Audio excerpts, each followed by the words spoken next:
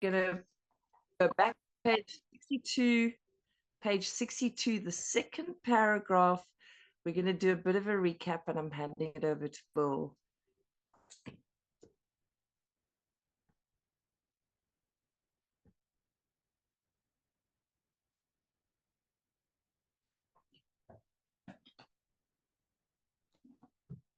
All right, selfishness, self-centeredness.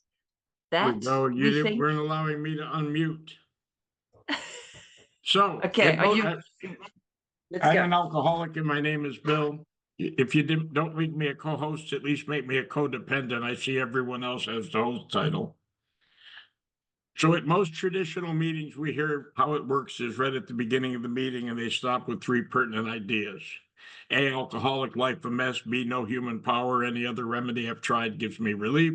C, God could and would if he were sought. The very next line in the book says, being convinced of these ideas, which we ascertained from the doctor's opinion in the first 4 chapters, and maybe some stories or maybe some experience. Being convinced, we were at step 3, which is that we decided to turn our will and lives over to God as we understood him. Just what do we mean by that, and what do we do? And they don't tell us all about God. What they do in the next 2.5 pages is to describe a life run on self-will. We're in a God-centered universe, and we have taken his place. We're sitting in the middle, thinking that the world revolves around us. So if I'm producing confusion rather than harmony, if I'm in collision, if I'm finding fault, if I'm trying to get my way, either by being nice or being a mean guy, I'm trying to manage my life, and that trumps the second portion of step 1. My life is unmanageable. We get to the point now, and it's going to tell us. And the reason we backed up a paragraph, I believe we covered this last week. We're going to start as Nadja said, the first paragraph on page 62, selfishness, self-centeredness. This is a premonition of what we're going to find in step 4. We'll explain that today as we go along. If I don't understand these instructions, it's going to be very difficult to get through this 4-step process. Then I haven't discovered the truth. I haven't got down to causes and conditions. I haven't fact found or fact faced anything. I got a whole bunch of people that have been offending me all my life, and the book says they're going to continue to do so if I cannot and am not prepared to look at the list from an entirely different angle. Selfishness, self-centeredness, that we think is the root of our troubles, driven by 100 forms of fear, self-delusion, self-seeking, and self-pity. We step on the toes of our fellows and they retaliate. What I usually look at is the retaliation. I don't look at the stepping on of their toes. Sometimes they hurt us. Oh my God, all the time they hurt me. I'm a victim here. Sometimes they hurt us seemingly without being provoked. But we invariably, that means every time for us, find that at some time in the past, we have made decisions based on self, which have later placed us in a position to be hurt. So when I'm working with a guy, and I believe we talked about this last week, but it bears repeating, I'll have them draw a line horizontally across a piece of paper and then draw some squiggly lines proceeding down. I call those the roots, and I put the word self next to it. I call self-delusion, self-pity, self-seeking, and fear. Rather than the driven, I call them fertilizers. That's what I fertilize the root of self-centeredness with, is what's driving me. 100 forms of fear. Self-delusion means I'm lying to myself. Self-pity, I'm feeling sorry for myself. Self-seeking, I'm trying to get something for myself. That's the fertilization to the root of self that's driving my life. Now, we don't see above the ground yet because we haven't gotten to step 4. But when we do, we will see the manifestations of the fertilization of those roots. And what happens is, I think it looks like a rose garden. Everyone else think it looked like Venus flytraps with a bunch of thorns, eating away at them and poking at them and prodding them and inducing them to retaliate at me and leaving me alone and victimized one more time. Go ahead, Nad. So on that paragraph, I love that paragraph. Thanks, Bill. It says here, driven by 100 forms of fear, self-delusion, self-seeking, pity. When I look at that word self-seeking, fear is pretty easy for me to come up with a concept of what that means. Not being driven by my old ideas, but fear I get. I was fearful of everything. My shadow, what you thought of me, what I thought you thought of me. Just walking into a mall, I was convinced people were talking about me, and if they laughed, they were laughing at me. It was something I was wearing, or maybe the way I was walking, the way I sat, the way I dressed, the way I spoke, was because I feared you not liking me.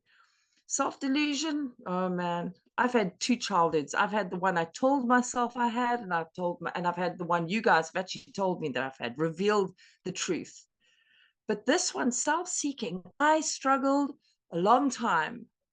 I'm very, very early in. I'm only 4 years old, a little baby. But this word self-seeking dawned on me this week when I really spent some time with the St. Francis prayer. God, help me to not understand, not to seek to be understood as to understand, not to seek to be loved. Love me. I'll do anything for you just to love me. I'll sleep with the wrong men because maybe they'll just love me. I'll be the goth, because maybe I can fit in here. Please just love me. Help me not to seek to be pardoned, but to pardon. Come on, forgive me. I'm sorry. Please just give me another chance. No, now I get to have a spirit of pardon. I have a spirit of forgiving others without seeking to be forgiven, and the things that I do to get that forgiveness. So that really popped out at me this week when I listened to Bill and Paige go through this, and spending time on our Step 11 prayer. That's not like official AA stuff, but that is, over time, it's become our Step 11 prayer, the St. Francis prayer. I really, really urge you to spend some time on those words, because I truly think that epitomizes the AA program, because it ends off with, it is in dying that we are born to eternal life. And we're going to get to page 63 now, but we get to be reborn in this program. We get to have a whole brand new life, because we die to self. And that's what we're doing here. That's what we're doing in the Step 4 inventory. We're dying to self. We're dying to being driven by self. And then my favorite is like the maths here. If you look at 100 forms of fear, 100 forms of self-delusion, 100 forms of self-seeking, and 100 forms of self-pity, that is 100 to the power of what? To the square root of 4, which is 100 million forms of weirdness. I don't want that life no more. I don't want that life no more. And that's what we're doing. We're going to the roots, and we're going to start plucking out these roots, us and God, with the power of God. This is where we do the drain. We throw down some Drano, and we're going to unclog all that stuff so that God's power and light and love can just flow through us. Yeah. Okay, Bill. Thanks.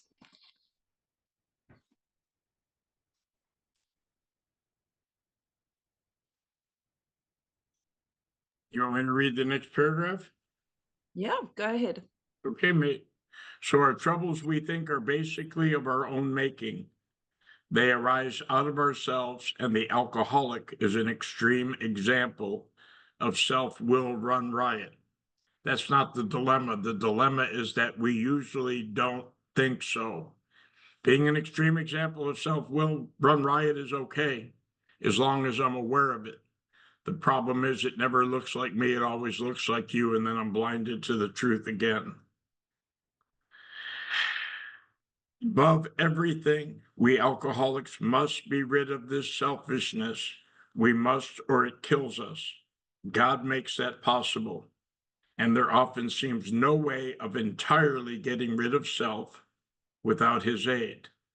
Many of us had moral and philosophical convictions galore, but we could not live up to them even though we would have liked to. Neither could we reduce our self-centeredness much by wishing or trying on our own power. We had to have God's help. So above everything, that it doesn't say above everything we have to stop drinking. It says, above everything, we must be rid of this selfishness. We must, or it kills us. How does selfishness kill me, you ask? Well, from the 100 forms of fear, self-delusion, self-seeking, and self-pity, I start to tell myself stories that probably are not true. In my case, invariably not true, and they usually include someone else in my narrative. So what happens is all of a sudden I form an opinion, because that's what happens when I wake up out of self. I form an opinion about someone, and then I look for evidence to conclude that I'm right because I have to be right. I formed a judgment.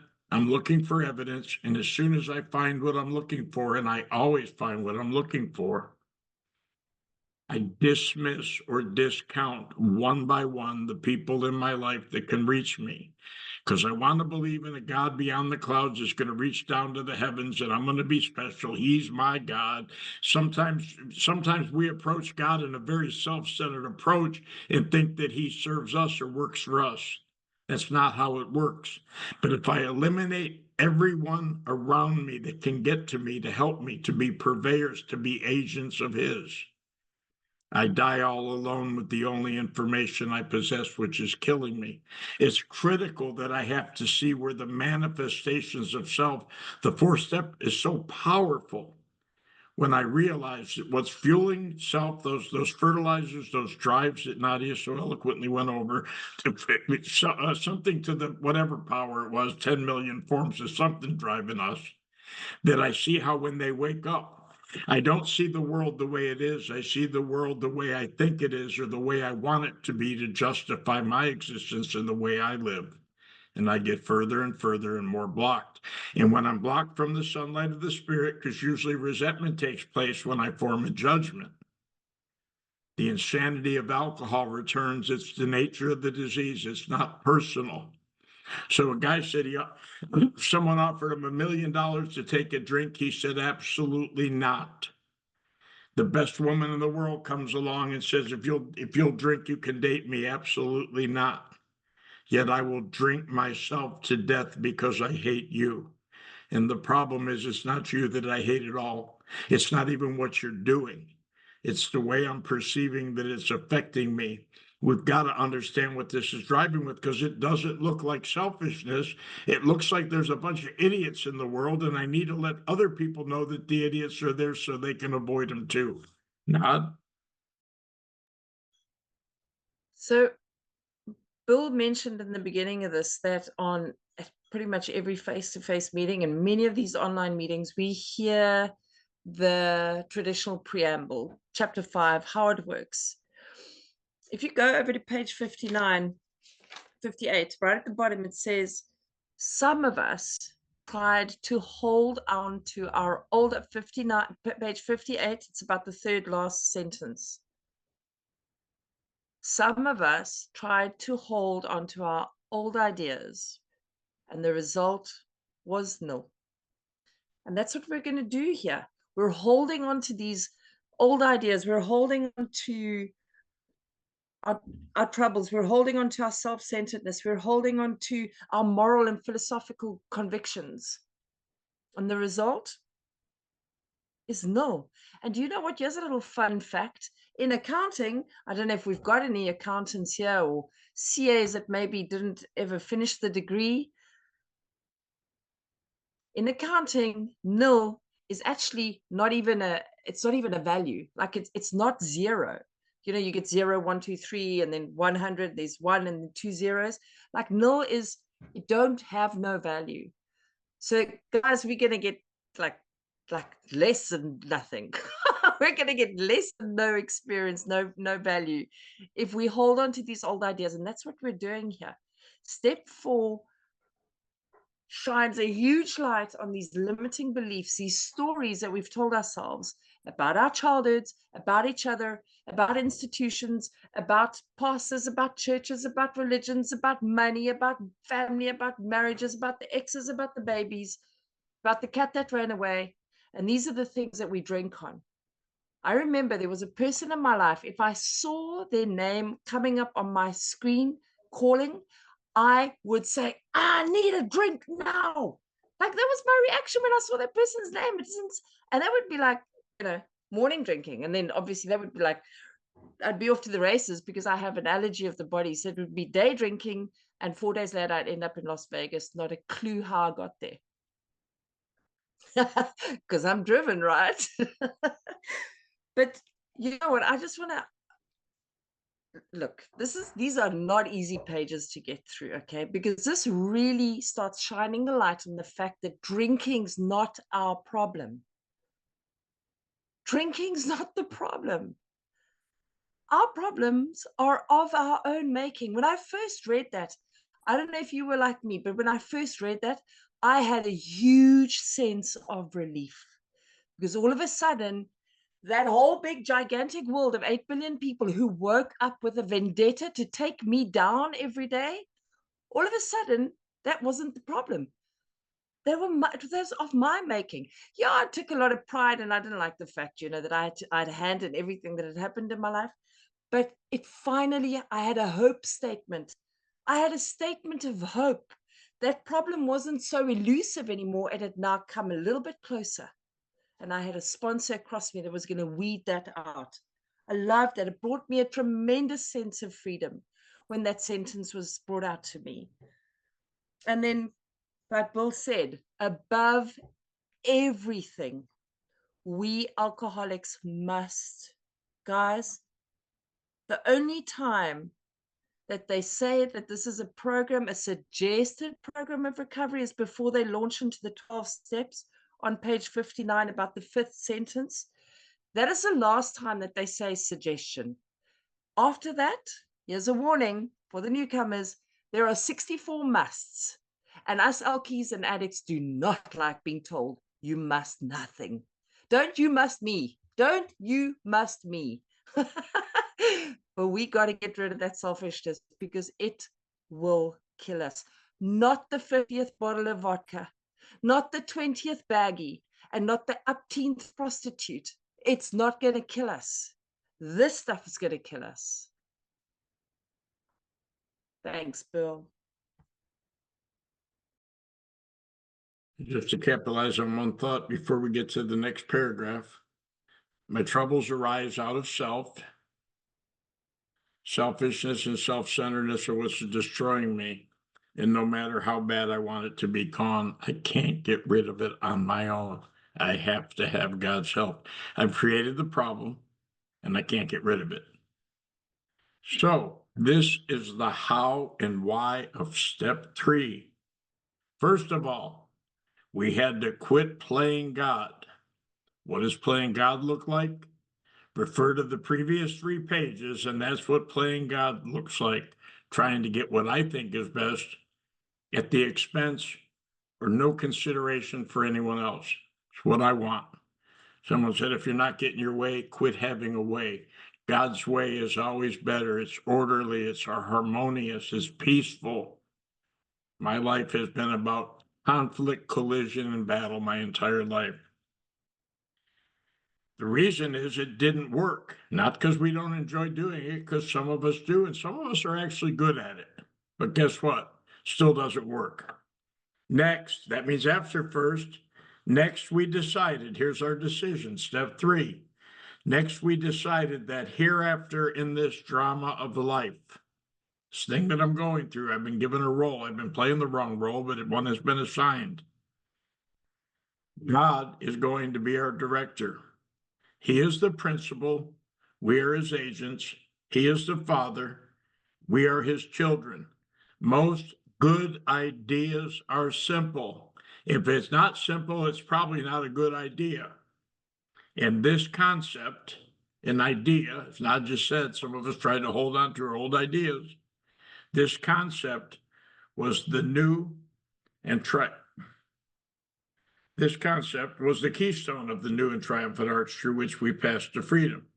The keystone, if you recall, is at the top of the arch, holding everything in place so it doesn't collapse on us. And we're going to be passing through an arch in the next 4 or 5 steps to get to freedom. We talked about it in the movie, The Shawshank Redemption, where for Andy Dufresne to get free, he had to tunnel through 200 meters of feces. That's what a 4-step is, going through the feces of my life that I've created, coming out the other side victorious. He was standing in the rain with his arms up in the air like a V, and then he was on the tropical island waiting for Morgan Freeman to join him. So I think they give us more reasons God was going to be the father, director, the principal, because some of us may have issue with some of those terms.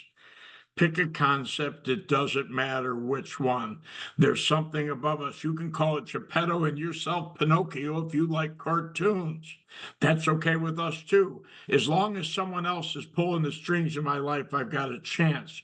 If I'm managing my life, it's not going to work. That's what they're telling us here. If you got daddy issues, then get into business and have a principal. You can be the agent. If you have a problem with that, say y'all want to be Hollywood movie stars because we're narcissistic, you can have a director, you get to be the actor, you get to be the star of the show, just as long as it's not your show. Nadja? We're in a room with the right people, but I saw so many heads nodding there. I love that. Even mine did. Absolutely. One of the old ideas I had was I was sure someone from Hollywood is going to spot little old me in South Africa and whips me out of this country and get me over to the States. Oh man. Yeah, like Bill said, we invite you in this program to find your own concept of God, not mine, not what the world is telling you, not what the magazines, not what your pastor, your church. Find your own. And if you can't and you're really struggling, here are some concepts. Thanks, Bill. Thanks for pointing that out.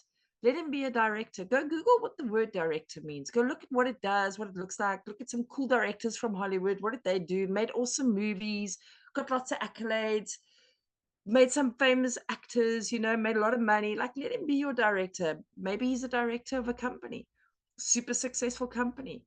I don't know. It's really hard to find a God, a concept of God, but he invites you here with some pretty powerful words. And these guys have got power. Director, a lot of power. A principal has got a lot of power. A father, okay, for some of us, that word is totally cringeworthy. But in this program, I can tell you there's some beautiful examples of what fathers are. There's some beautiful examples of what brothers are, uncles. I'm looking at a bunch of these faces right now. Men who've showed me a whole different way that they can be, very different to the men that I'd chosen. My problems are of my own making, not the men. Men aren't bad. It's the men that I chose. My problems were of my own making. But here's something else, guys. We come into this program and we get given an identity. I didn't have an identity. I tried to have one. I tried with all of my might and all my willpower to try and just be somebody. Like Bill says in Bill's story, finally I arrived. I would show the world I was important. That was my motto. That was my creed my whole life. I wanted to show you how important I was. And then I come into AA and I'm broken and I'm on the floor. I'm busted. I'm toothless. I'm bruised, broken, broke, you name it. And you guys build me back up again. And what do I get? I get identities. I get to be an actor in a drama of life directed by God. My life is always super dramatic. So, like, I totally related to that. I get to be an agent. So, I get to act on behalf of somebody who has given me power, to help his kids. Guys, that's our purpose. That's our purpose, is to help God's kids. And I get to be a child. I get to be a child all over again. So I love that. And there's something else here that I want to highlight. It says here, most good ideas are simple. In the doctor's opinion, the doctor says that medical technicians, I've got to just find that page where he refers to the powers of good. But I think what he was trying to say is the powers of God. And yeah, I think they're also trying to say that most God ideas are simple. Just going to throw that in there. It was something I heard a while back, so I totally stole that. Okay, just as a caveat. And then obviously the last sentence there, that last word, freedom. Have we not chased that our whole lives? Our whole lives, we have chased freedom. Freedom from our families, freedom from the school system, freedom from ourselves, freedom from the disease of addiction, the disease of alcoholism, freedom. Guys, we get a new freedom in AA. We get a new, sorry, I keep referring to AA. That's a fellowship that I come from. We get a new freedom. This book offers it to us. A new freedom. Free! Thanks. So keeping in mind that the decision is that I'm going to quit running my life. And while I'm at it, I might want to quit running yours. When I take the position, it says on the next page, when we sincerely took such a position, the position is one of subordination. I'm going to almost principles before personalities, and the only personality they're talking about is mine. If I place the principle, which is God, above my personality, which is self, I'm going to, guess what? All sorts of remarkable things are going to follow. A guy said to me once, after 25 years of coming here trying to do it my way, and I wasn't done yet, but at least I had new information when I was. He said, "Do you know why nothing remarkable happens in your life?" I said, "Why?" He said, "Because you haven't sincerely taken the position. The position is, I'm going to quit running my life, running the show, running your life, trying to get my way. All those things that go contrary to a good, orderly, directed life. I'm going to stop. I'm going to stop lying, even though I think it's beneficial. I'm going to quit taking things that don't belong to me. I'm going to quit cutting corners. I'm going to quit trying to get over on the government because, after all, they're out to screw me. Not that any of that isn't true, but it blocks me from living in the presence of these spiritual principles that are designed to take care of us from the beginning. If you think that we were placed here with no way to get through this thing called life, with no instruction manual, we hear that claim sometimes, but guess what? Deep down inside of all of us has been a rule book.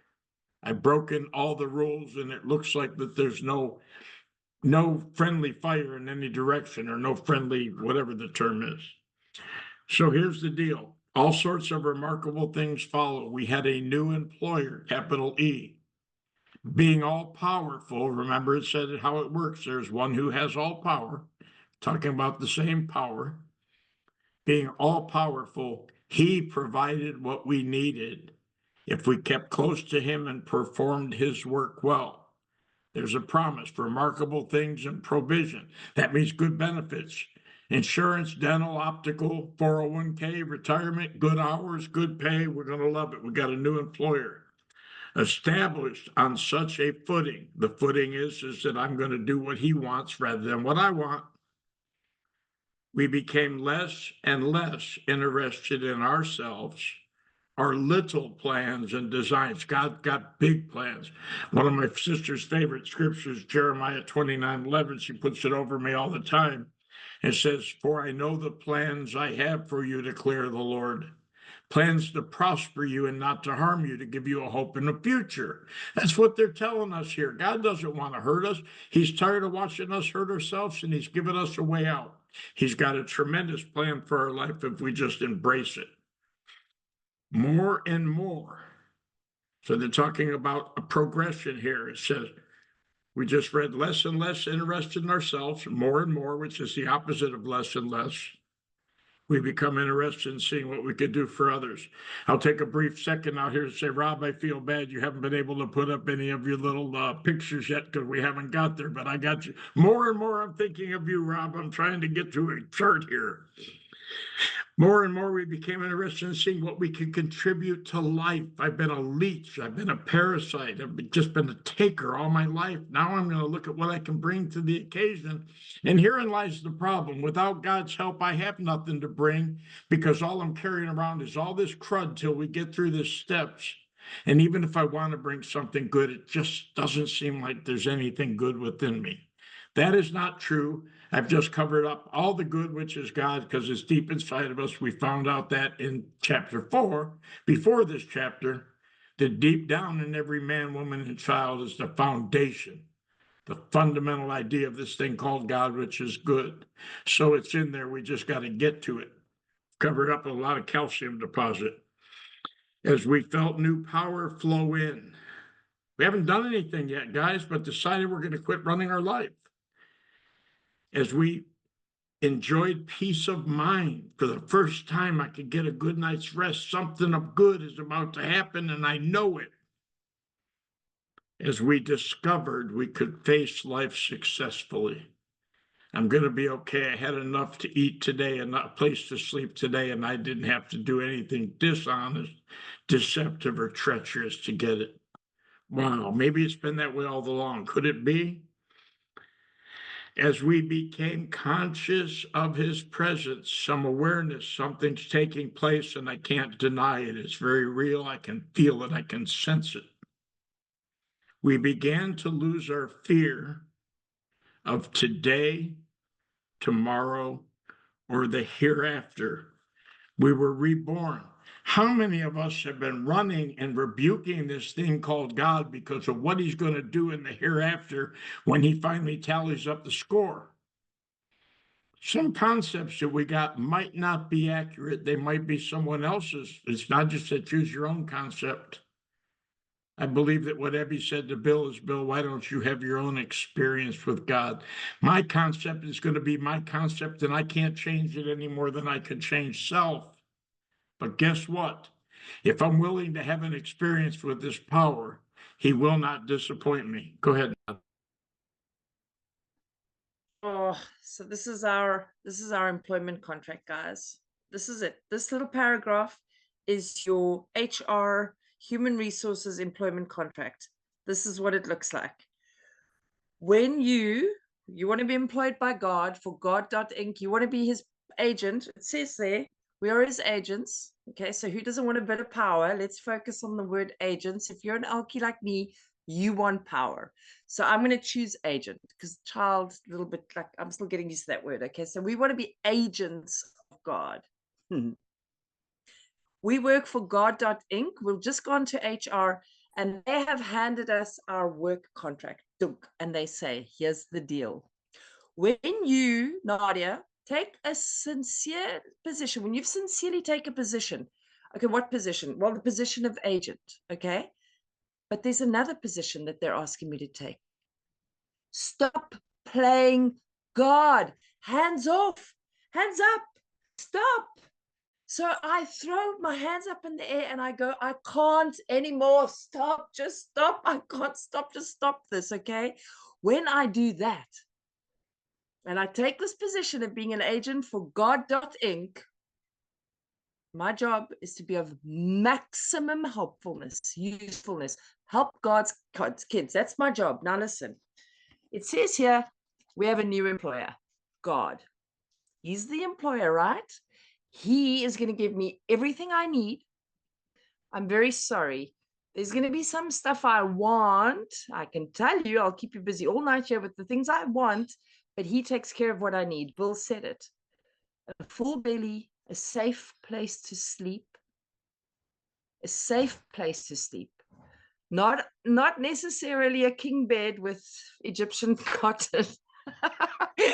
For the first 3 years of my recovery, I slept on a mattress on the floor. I slept on a tent stretcher, but I had a safe place to sleep every single night. I had a meal. I had no work. I had no income, but I had a meal. I still have no wheels, but I still get around. And I have a teenage daughter who gets around. I don't know how we get around, but we get around because God takes care of my needs. And all I got to do, here's my job description. All I got to do is I've got to stay close to God. Steps 10, 11, and 12. I've got to keep checking myself, keep connected to you guys, discussing, asking, praying, meditating, conscious contact with God, living in step 11, and practicing my 12th step, carrying this message, intensive work with other alcoholics, not just one little lazy WhatsApp a day.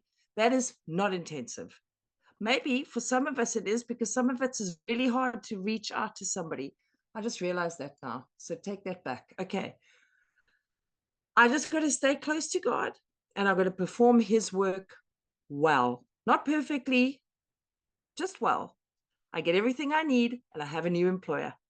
Amen. I got a job. I got a job, guys. So if you're sitting and you're jobless, you're not jobless. You're employed. You're employed by the one who has all power. And sooner or later, you will get a job here, an earthly job. But you've got the real McCoy job, and that's working for God.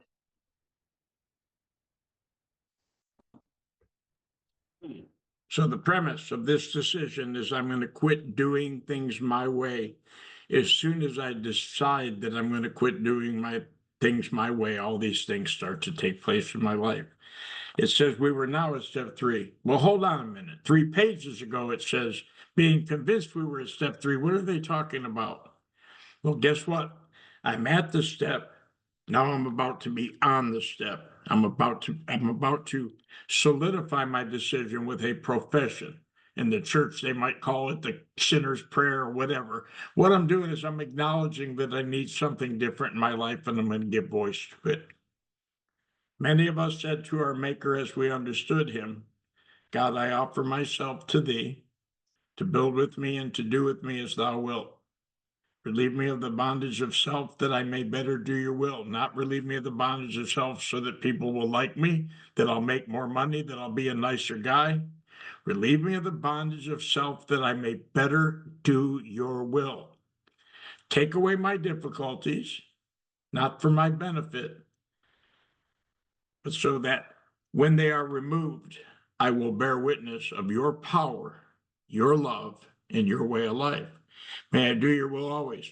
Now, we're trying to bear witness to something. We're trying to bear witness that we're serving this new employer, this new principle, this new power.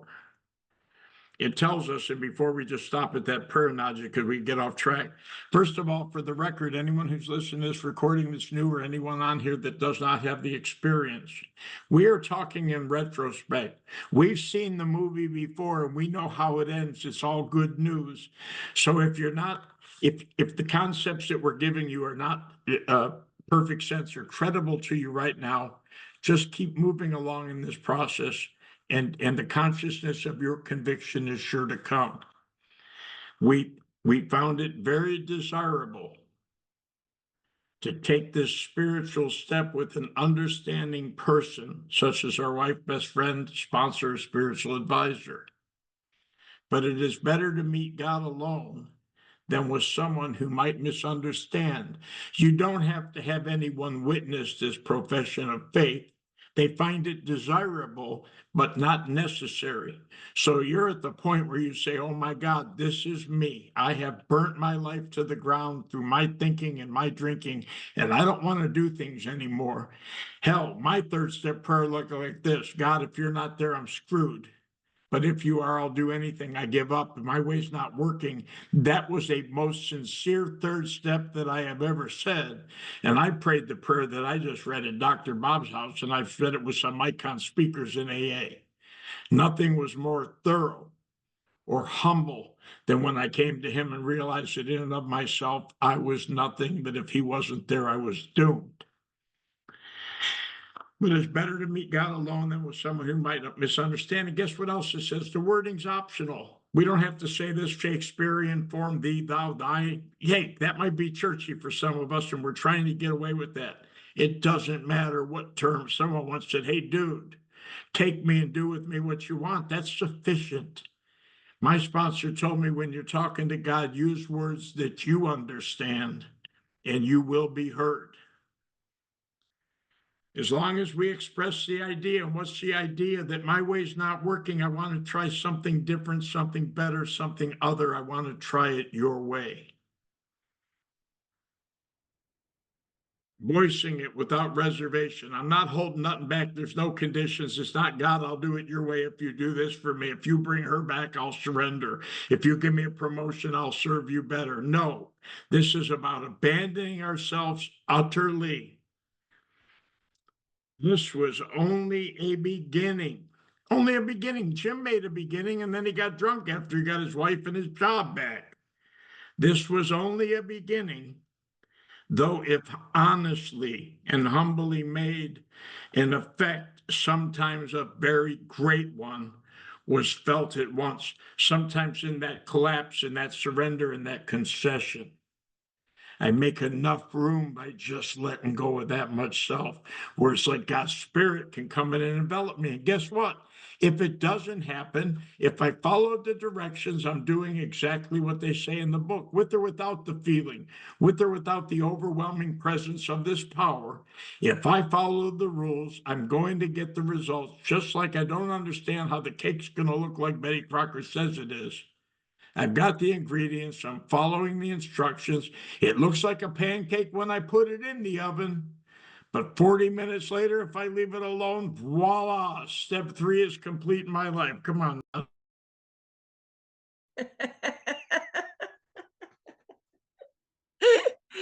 I get that oven door opening analogy.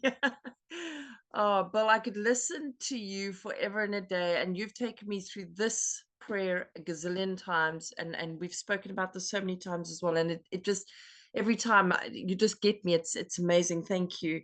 This third step prayer, like Bill said, it says here, it is better to meet God alone than with one who might understand.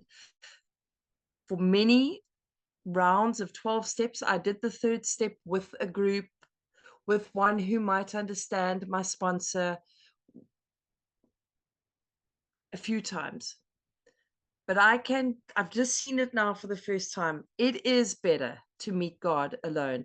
And this is not something that's going to happen consciously. This was something that happened in a moment of utter desperation in these rooms, doing the deal, 18 months sober. And I was going, many of we've all hung out in meetings since time immemorial. So you've heard the story. Bear with me. Some of you are new. I was going out of my mind. It talks about it in A Vision for You.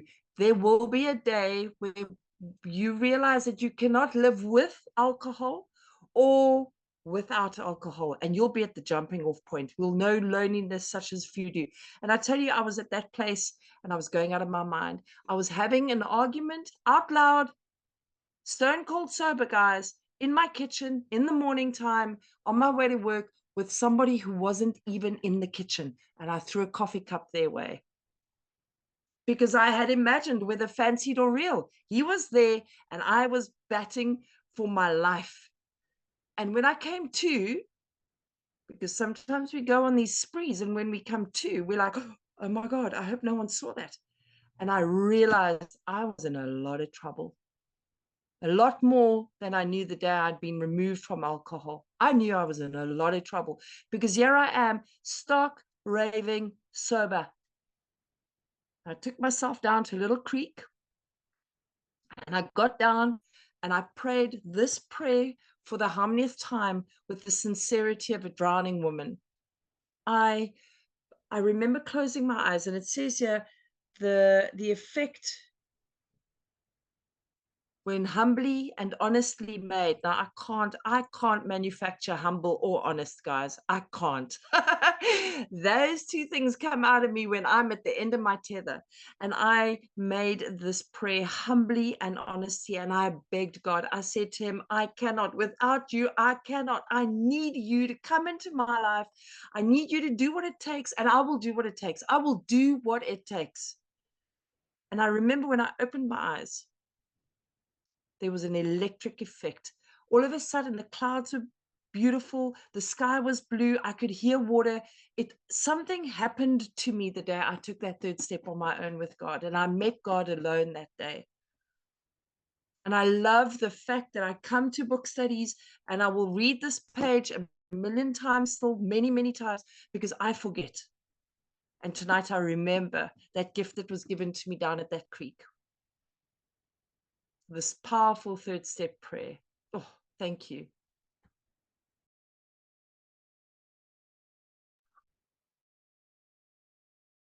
I was thinking about it earlier today, that we don't always allow maybe enough time, and it's not a regular participation meeting till the end for those who are new here today or listening. And you'll have a whole bunch of them that come under Steve. He's done such a great job of putting this big book compendium together, and they're all over the place. I'm going to go over this paragraph, but I want to understand that eventually the numbers come off the steps. And I say that I'll read something and I say that to say this. If there were no numbers after this, what I'm going to read next is step 3, part A. I've made a decision. What am I going to do about the decision? It says, next, we launched out on a course of vigorous action. The first step of which is a personal house cleaning, which many of us had never attempted. Though our decision, step 3, was a vital, that means life-sustaining and crucial step, very important, it could have little permanent effect. Remember, we said sometimes an effect, a great one, was felt at once. Some of us feel so good that we stop and think, oh my God, I've turned my will and my life over the care of God. Let him take care of everything. That's not how it works. He's letting us know we're heading in the right direction. It could have little permanent effect unless at once, that means immediately, followed by a strenuous, I got to put some work into it, strenuous effort to face and be rid of the things that are in ourselves which are blocking us. Remember, our troubles are of our own making, they arise out of ourselves. Now we're going to face the things in ourselves which have been blocking us from God's presence, blocking us from happiness, from relations, from employability, from being parents or kids or siblings. It doesn't matter. We're blocked from everything. At least I was. Our liquor was but a symptom. Now, it's a big symptom when I'm drinking. Let's not underestimate the power of alcohol. So we had to get down to causes and conditions.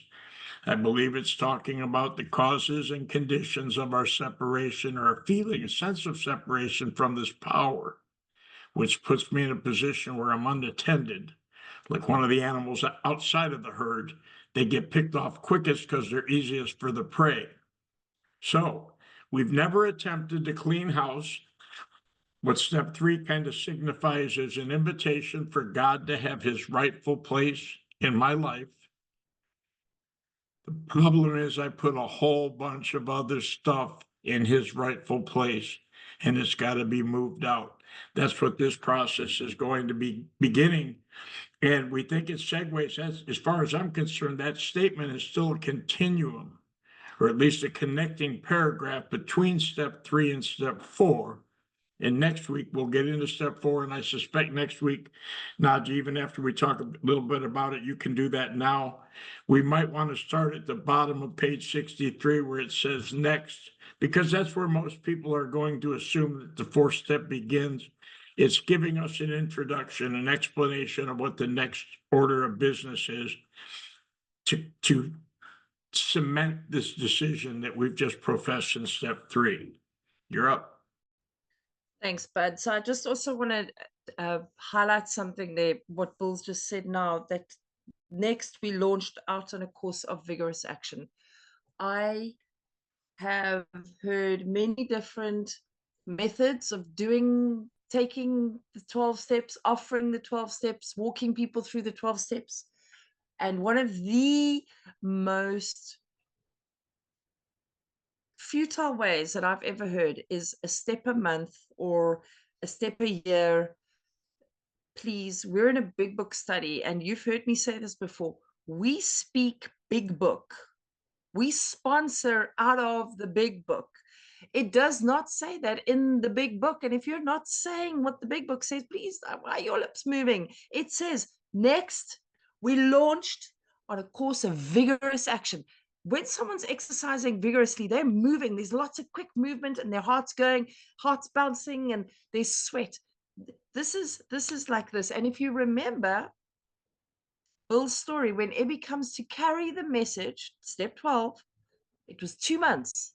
He was 2 months sober. 2 months. And he was sponsoring. Just saying. I'm just saying. Also, Bill, I wanted you read that paragraph on page 64. it reiterates the third step prayer. So let's just quickly just break up that prayer a little bit.